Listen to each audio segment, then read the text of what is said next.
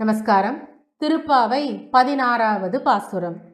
நாயகனாய் நின்ற நந்தகோபருடைய கோயில் காப்பானே, கொடித்தோன்றும் தோரண வாயில் காப்பானே, மணிக்கதவம் தாழ்த்திரவாய் ஆயர் சிறுமியரோ முக்கு, அரைவரை மாயன் மணிவண்ணன் நின்னலைவாய் நேர்ந்தான், தூயோமாய் வந்தோம் துயிலழப் பாடுவான், வாயால் முன்னம் முன்னம் மாற்றாதே அம்மா, நீ நேய நிலைக்கதவம் நீ கேளோர் எம்பாவாய்.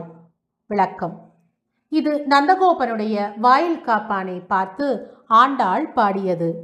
கோவலர்க்கு தலைவனாயிருக்கும் நந்தகோபனுடைய இல்லத்தை காப்பவனே, கொடிகள் கட்டியுள்ள தோரண வாயிலை காப்பவனே, எங்களுக்கு கதவை திறந்துவிடு, நாங்கள் உள்ளே செல்ல வேண்டும். மாயவனாம் கண்ணன் நேற்றே ஆயர் குலத்து சிறுமிகளான எங்களை வரச் சொல்லி உத்தரவு அளித்துள்ளான். தூய நீராடி தூய ஆடை உடுத்தி வந்துள்ளோம். கண்ணனின் துயில் நீங்க பாடுவோம்.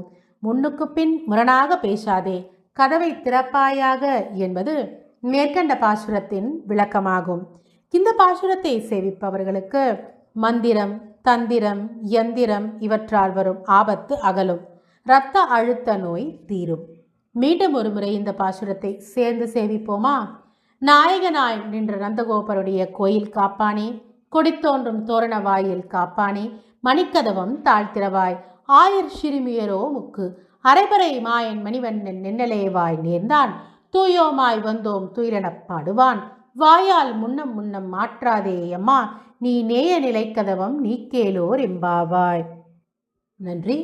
ஸ்ரீவில்லிபுத்தூர் ஸ்ரீ ஆண்டாள் ரங்கமன்னார் திருவடிகளே சரணம். கோதா காந்தஸ்மரணம்.